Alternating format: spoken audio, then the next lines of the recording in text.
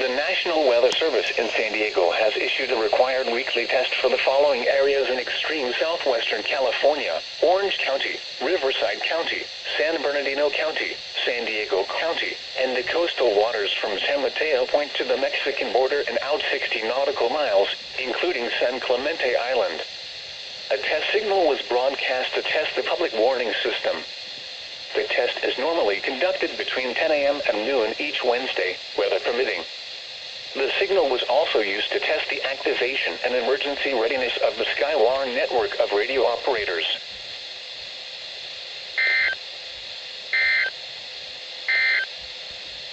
The current time is 11:32 a.m.